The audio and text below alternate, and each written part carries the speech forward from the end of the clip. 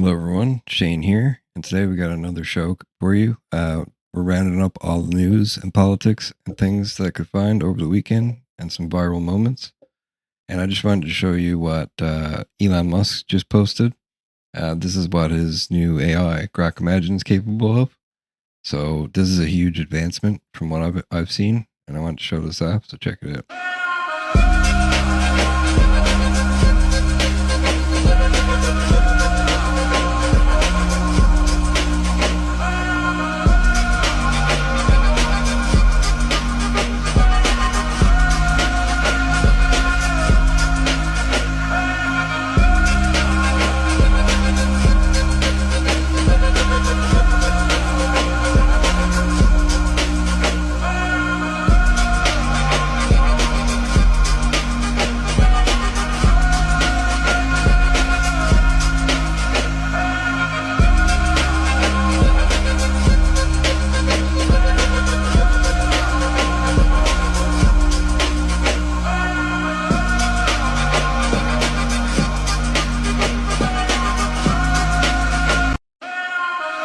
So I thought that was crazy.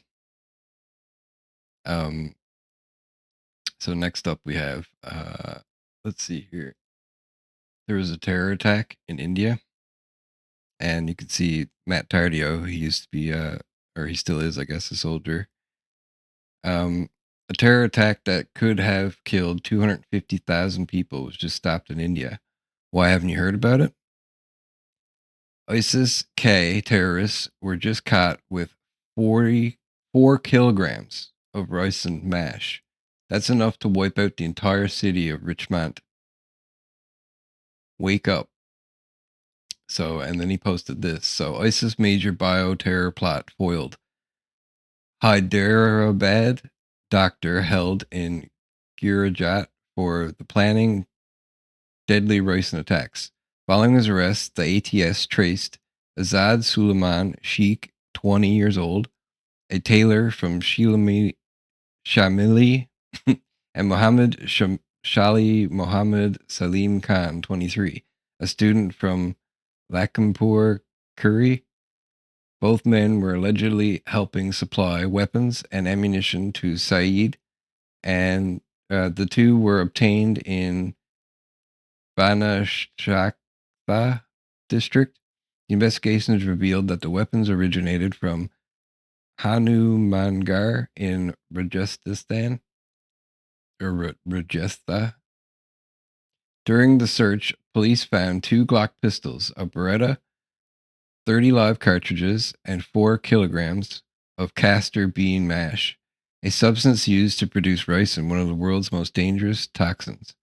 The doctor, who allegedly completed his MBBS degree in China, is believed to have participated or have been preparing ricin in large quantities for possible use in a mass poisoning attack.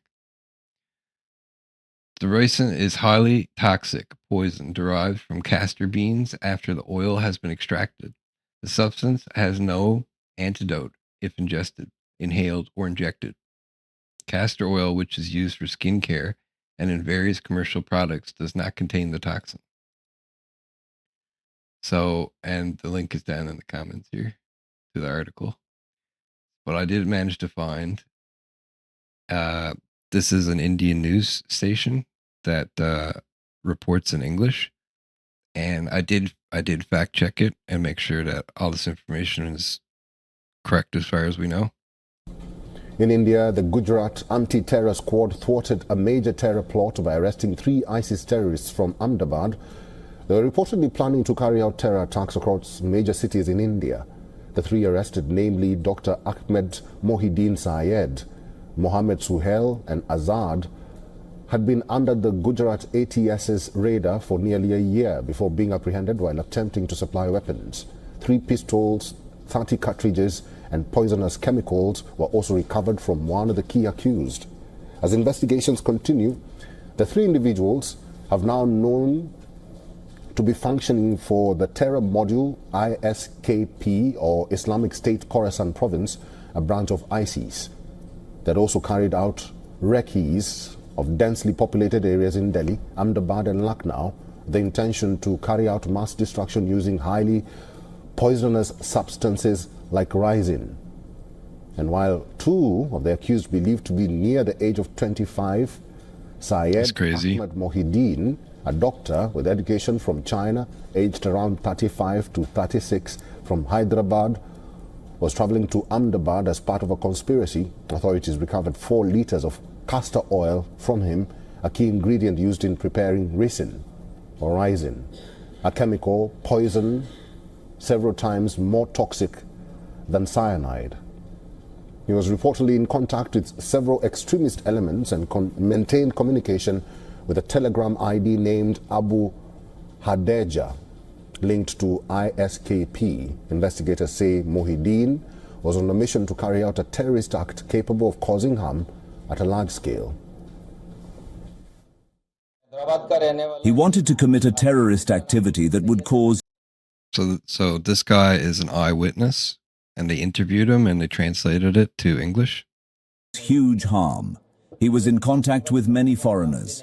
He was in contact with a Telegram ID, Abu Khadeja, supposedly from ISKP, Islamic State, Khorasan province. He started a process to prepare ricin, a chemical poison which can be made from the waste material left over from processing castor beans. He came to Ahmedabad to receive a weapon delivery. The other 2 suspects from Uttar Pradesh, Azad Suleiman Sheikh from Lakhimpur and Mohammed Suhail Salim Khan from Shamli, were traced to Banaskantha in Gujarat.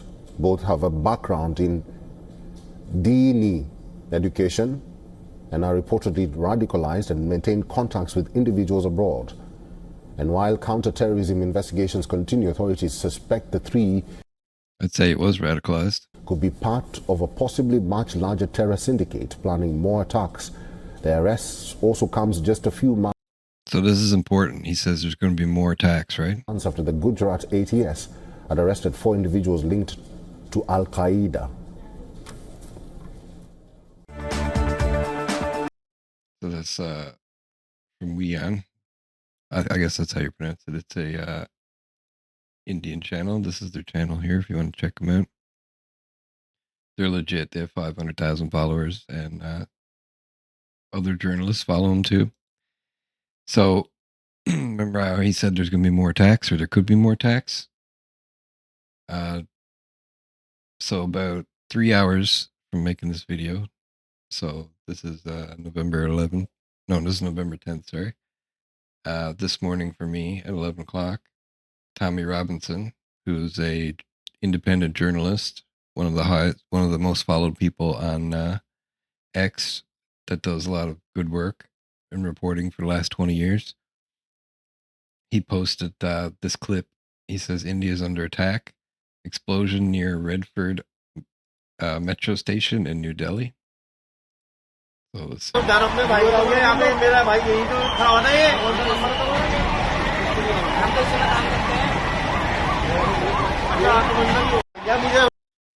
I'm not sure what's happening right now. We're going to find out more about this, and I'll do some more videos explaining now what we find out.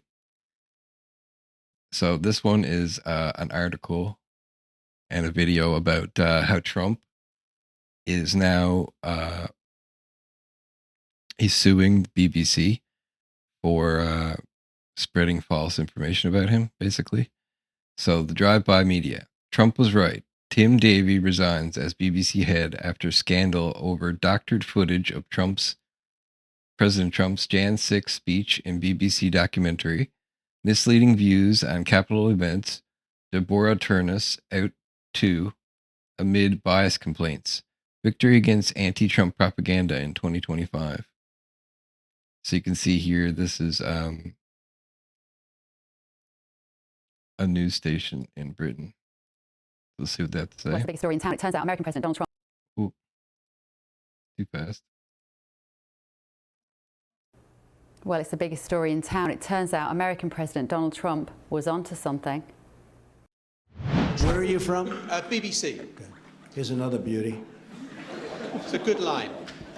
Impartial, free and fair. Yeah, sure.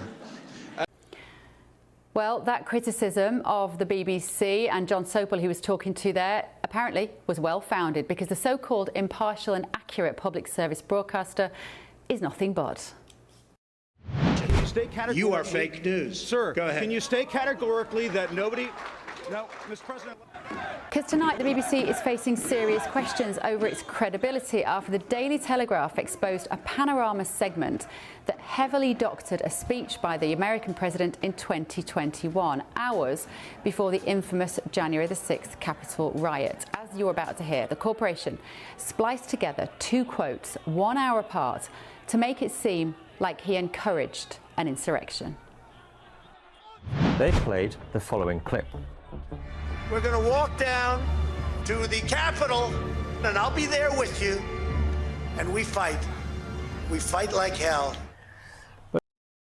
Now, that sounds like one clip, but it's actually two clips that are spread apart. So you'll see here now. He'll explain it. Trump didn't, in fact, say this at all. The BBC spliced together two clips that took place 54 minutes apart. So let's go through it again. We're going to walk down to the Capitol, and I'll be there with you.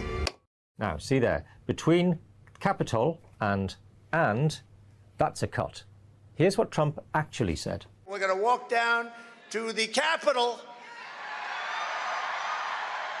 and we're going to cheer on our brave senators and congressmen and women.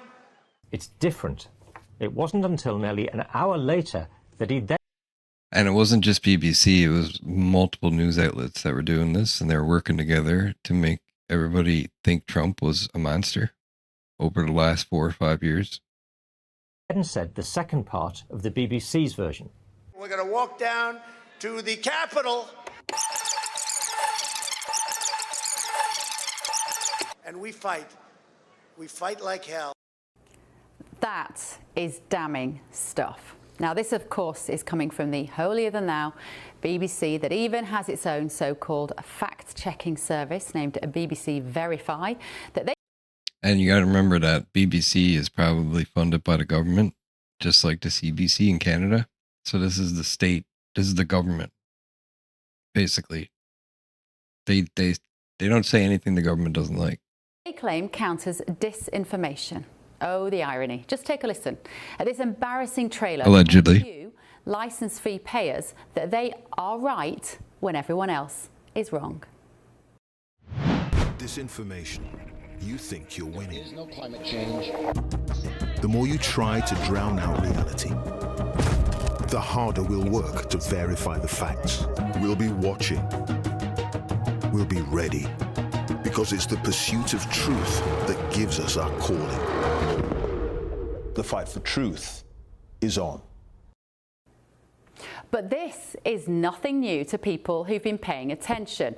BBC News and Current Affairs is run by champagne socialists and public school kids trying to fit in. Just look at their bias against Brexit. And now they use every opportunity to blame it for our problems. Man-made climate change, not open for discussion. Nigel Farage, they sneer at him and his voters. Well, I think they've taken on more than they can handle because, do you remember this? But it seems that Prime Minister Net. So if you don't remember this, this is a 60-minute interview that they did during when Trump was running for president, Kamala. Maybe it was Biden. No, I think it was Kamala. I think, yeah, this is the Kamala interview. So Kamala does an interview with 60 minutes, and then they spliced out some of her bad answers and replaced them with better answers. So it was actually like a 59 minutes or something like that. So people started making fun of him.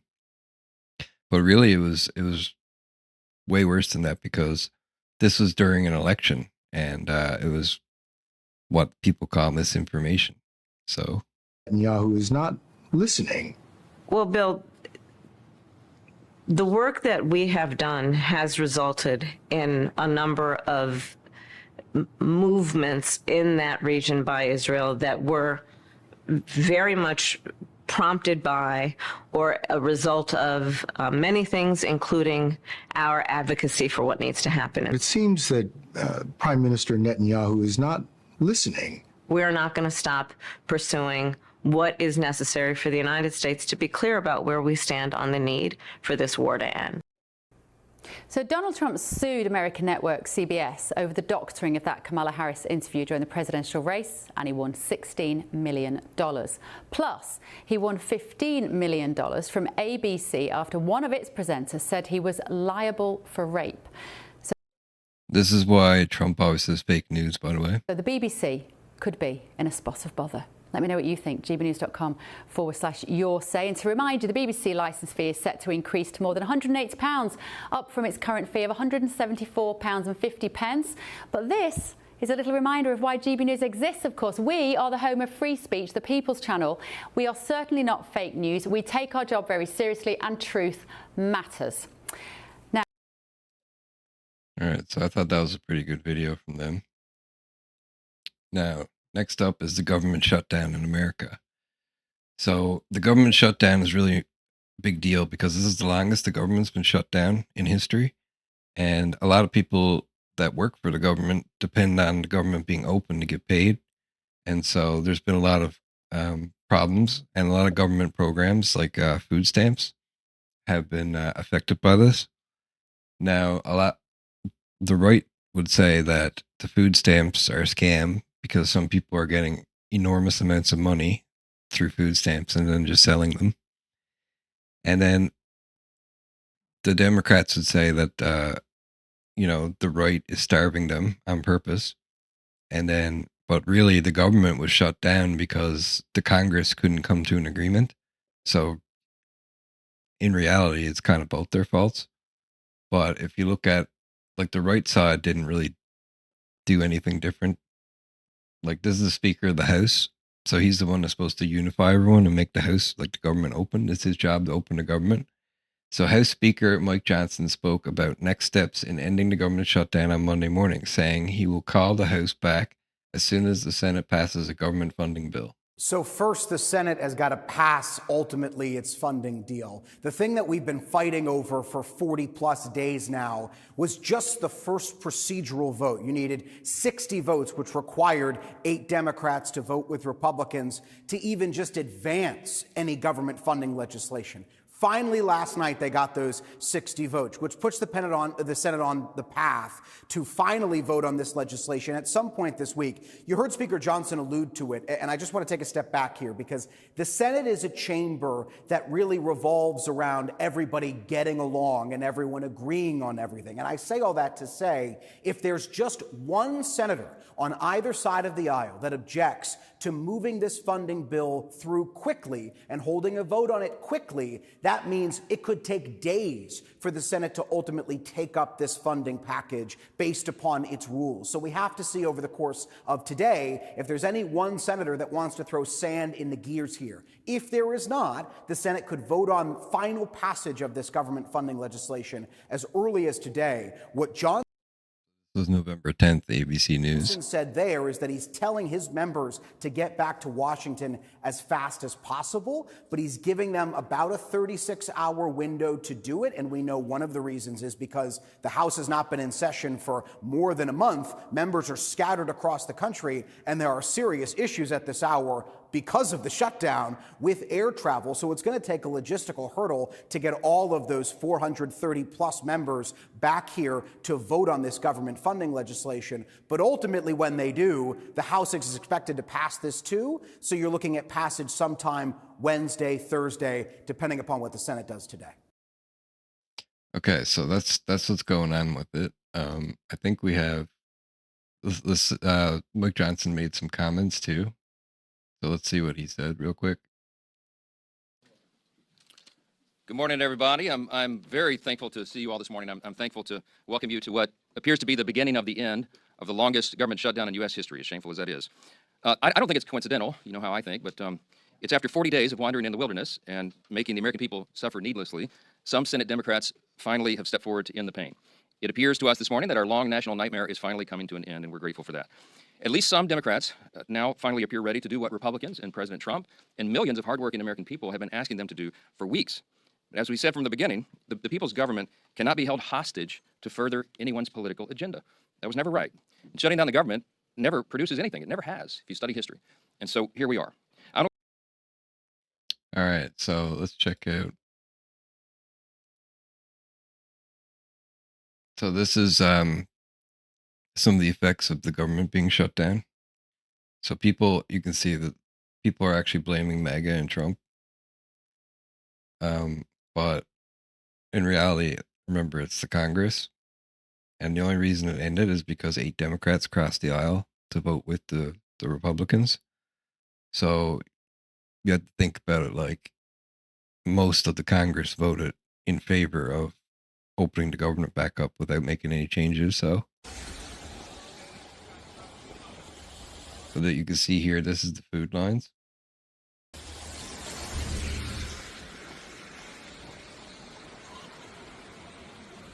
Now, I don't think this is all over America, but this is in Cleveland. So, and now I want to show some other places of food insecurity, which would be in Canada. And now this guy is conservative, but he explains what's going on in Canada perfectly. So I thought it was a good video to show. This week in Parliament, Mark Carney showed Canadians exactly what they're getting from this Liberal government. More talk, more excuses, and no results. Still no deal on US tariffs, still no relief for Canadian workers, and Mark Carney's elbows went missing. Tariffs have doubled since he promised to eliminate them. And instead of taking responsibility, he's pointing fingers at an Ontario government ad. But here's the thing, the Ontario Premier says Carney watched and approved the ad before it was launched. When asked about it in the House, Liberals dodged questions in classic Liberal fashion. Meanwhile, Canadian workers are losing jobs and investment, while Carney fails to deliver the deal he said would be done by this past July. And it's not just workers struggling. A new report from Food Banks Canada shows hunger is becoming normal in this country. 1 in 4 Canadians are food. I've been trying to show people this for a long time. Almost every province is getting like a D or C, and my province is getting like an F. Food insecure, struggling to get enough to eat, and a record-breaking 2.2 million Canadians visited a food bank in a single month, double the number of visits in 2019. So for perspective, there's about somewhere between 4 and 50 million Canadians, because there's 10 million immigrants that came in, and asylum seekers and all that stuff, and temporary residents. So we don't know how many temporary residents we have, and we don't know how many people are here illegally. So nearly 1 in 5 food bank users have jobs, but still can't afford groceries. As the report warns, food banks were never meant to be a backbone of the social safety net. They were meant to be a last resort. This isn't a developing country. This is Canada after 10 years of Liberal taxes, deficits, and inflation. Conservatives have put forward 3 demands on this inflationary Liberal budget. So the Liberals have put out a budget, and now everybody has to vote on it. So the Conservatives are going to vote against it because the Liberals have to make an amendment to it for the Conservatives to vote for it. And since the Liberals have a minority government, they need the backing of the NDP and the Quebecois Bloc, or the Bloc Quebecois, or they need some Conservatives to vote for them. So, number 1, scrap. This is what the Conservatives want. Hidden taxes on food, the carbon taxes on farmers, fuel, the packaging tax, and the inflation tax. Number 2, cut taxes on work, home building, investment, and energy so life costs less and paychecks go further. Number 3, stop the inflation tax by keeping deficits below the $42 billion Trudeau promised, cutting waste, and unlocking resource development. Mark Carney says Canadians need to sacrifice more. But after 10 years of Liberal failures, Canadians have sacrificed enough. Unaffordable housing, rising unemployment, a cost of living crisis. Canadians are done with Carney's excuses and broken promises. While Liberals try to use a costly budget to trigger a costly election, only Conservatives will cut waste and corporate welfare, unleash our economy, balance the budget, and bring down inflation to restore affordability. It's time for this Liberal government to work for Canadians, not make Canadians pay for its failures. All right, so now we're going to move on to American protests. So this guy summed up he's saying that, in case you didn't know, another liberal protest is coming this month. They plan to not work, not spend, not shop, and not go to restaurants from November 25th to December 2nd. It'll fail, mark my words. So he's going to explain it here now. Another liberal protest is coming up, and it is guaranteed to fail. Let me tell you why. So you're going to hear about a mass blackout. They're going to be trying to shut down the entire system by not going to restaurants and not shopping, so on and so forth, from November 25th to December 2nd. Funny part is they had to say no restaurants twice. I wonder why, but I digress. The reason I know this is not going to work is because your average leftist has the attention span of a fruit fly. They can barely keep their dates straight. Okay, when's No Kings 1? When's No Kings 2? When's No Kings 3? What's the mass blackout? All they know how to do is be anti-Trump. So they're going to try to continue to whip up these events to try to have something to look forward to on their social calendar, because all they can do is stand against him. So what you're going to see is individuals are going to hype this up, right? And they're going to say, oh, this is going to be the biggest protest ever. And nothing material is going to develop from this. They seem to act like they all hold the purse strings to the economy when they are the first ones who are typically looking for a handout instead of trying to be productive in the economy themselves. So what do you think is going to happen? So just so you know, when you see people start to talk about this mass blackout, November 25th to December 2nd, it's not going to work, just like everything else they always are coming up with. So if you didn't know before, now you know. Thank me later. So, and then here's another one. So this was a little while ago, back in November, but there's a lot of ICE protests going on. There's some in Portland, there's some all over the place. I don't really have time to go through them all. But this one, Chicago's very bad because there's a lot of gangsters there. So the troopers charge ICE protesters unlawful assembly declared in Illinois. So Illinois state troopers showed up in full riot gear at the Broadview ICE facility near Chicago, pushing forward on protesters after yelling unlawful assembly. The November 1st protest is a part of a long-running show over migrant detentions. Arrests, street clashes, and 6 activists, including a wannabe Congress member, were hit with federal conspiracy charges for blocking access to the site. This is Major Keltner of the Illinois State Police. This is an unlawful assembly in violation of Illinois State Statute 720 ILCS 525-1. You're required to leave the roadway. Leave via Lexington. If you do not leave the area, you are subject to arrest. You may be subject to chemical agents, pain compliance techniques, or reasonable force to effect an arrest.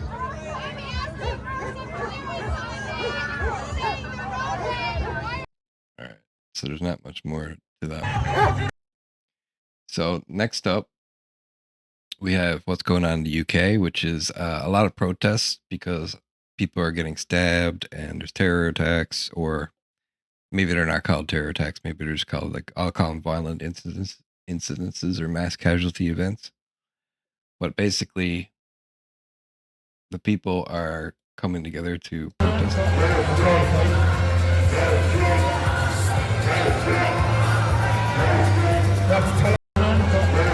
And this is the one that's in Concerned Family Newcastle, protests against unvetted migrant men being dumped in their city.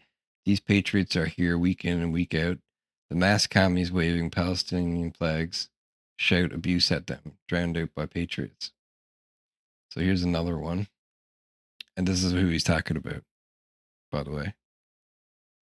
A coalition. This might have been a different time, but these are the pro-Palestinian group. A coalition of Islamists and foreign gang members gather in London, flexing their control over the streets ahead of a scheduled right-wing anti-migration protest in Tower Hamlets. This is the Great Britain in 2025. Take away, sweet England, sweet England now away. Hope they don't get copyright because of the music. Unto the land obediently, and let us all partake for our future. Okay, so that's that. And then this man explains it pretty well from their point of view. So I just want you guys to hear this. So I'm slowly digesting the fact that 10 minutes from where I live, innocent people, yet again, have lost their lives to an immigrant that came into this country illegally on a lorry, and our government, in their world of wisdom, decided to house this person that they knew nothing about, didn't know his background, put him down a residential street where other families were living, and he's gone on a knife attack and stabbed and killed innocent people. A 14-year-old boy and a dog walker. 10 minutes from my house. And none of the papers want to report on it. It's not front page news. They'd rather tell us about the hurricane in Jamaica or the war in Ukraine. Now, don't get me wrong. I love Ukrainians. I love Jamaica, one of the most beautiful countries in the world. But I couldn't give a fuck for either of them at the minute. Because all I'm concerned about is the shit that's going on 10 minutes from my fucking house. Of innocent people dying. That could have been my boy walking up that road. That could have been your dad walking up that road, walking a dog. He's so right, too. Keir Starmer, their blood is on your hands. They have died and lost their lives as a direct result of the decisions that you and your cabinet have made. Even though the public have voiced their opinion relentlessly, telling you that they wasn't happy with the decisions that you were making. You are the definition of a cunt. The definition of it. You're an arsehole. Your cabinet are a bunch of wankers, mate. How many more innocent people have to die? And let's put this into context, shall we? If I was to go on a 2-week holiday to Syria, my passport would be flagged. If I went on a 2-week holiday to Afghanistan, my passport would be flagged. If I went to Baghdad, my passport would be flagged because your government designated that these are countries that are too dangerous for me and my family to be in, or I could be going out there to train myself as a terrorist. But yet you bring people from these countries to here and move them in next to our families down residential roads. What fucking sense does that make? Their blood is on your hands. And I really hope you don't sleep tonight because of it. Not that it won't bother you. It won't bother you in the slightest. Because you live in a gated community where you've got 24-hour security where your family isn't at risk. The song is 100% accurate. You're a wanker. All right, so next one. This was because of that, what he was just talking about. This was the reaction of the protests.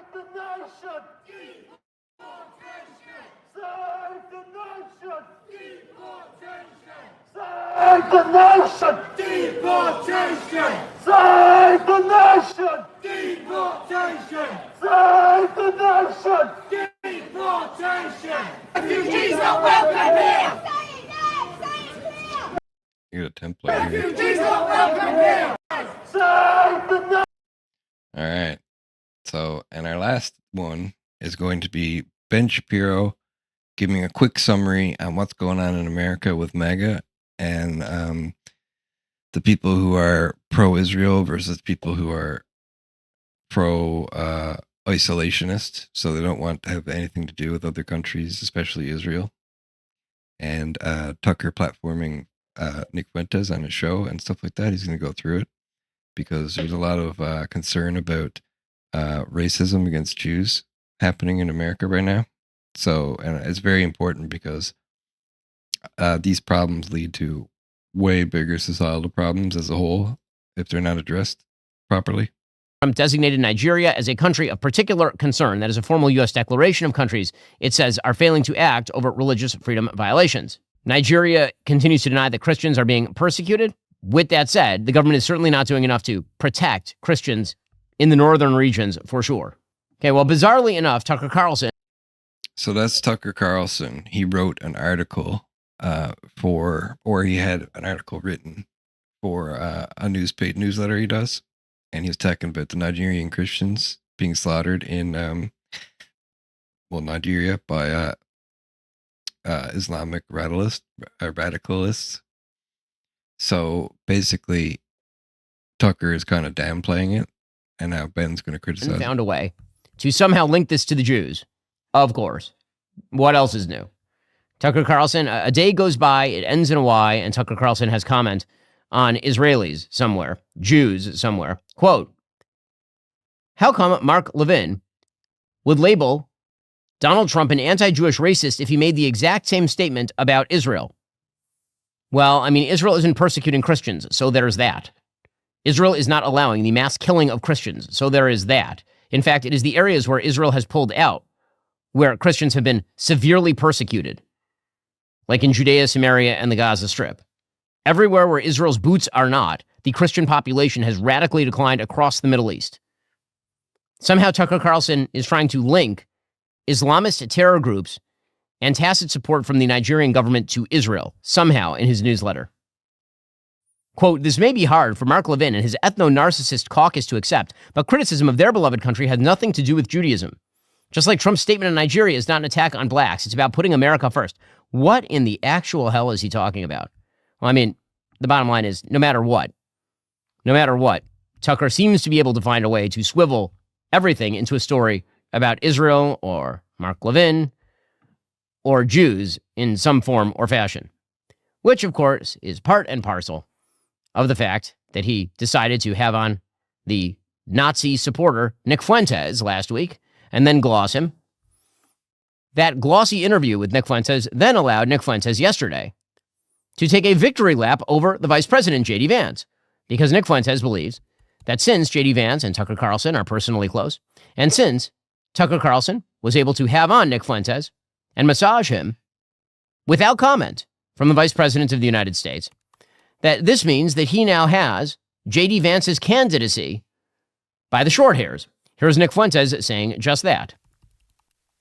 He's getting squeezed because the Groypers are on the one hand saying, hey, listen, fat boy, we want America. The Groypers are his followers, like the people that follow Nick Fuentes and watch his show. America first. You want to run for president? We want to hear you say America first. And on the other side, he's got his donors, and they're saying they're horrible anti-Semites. You have to disavow them. You have to forcefully condemn them. Condemn Tucker. Condemn the Groypers. Now, if Vance condemns the Groypers, we are deploying to Iowa. So that's correct. Nick Fuentes is using Tucker Carlson as cover in order to threaten the Vice President of the United States. That's what is happening. So well done to that very, very good friend of the Vice President's, Tucker Carlson. It's really solid stuff. All right, guys. So that's it for today's show. I hope you enjoyed it. Don't forget to leave a like, share, subscribe, and follow, and I'll see you guys next time. Peace.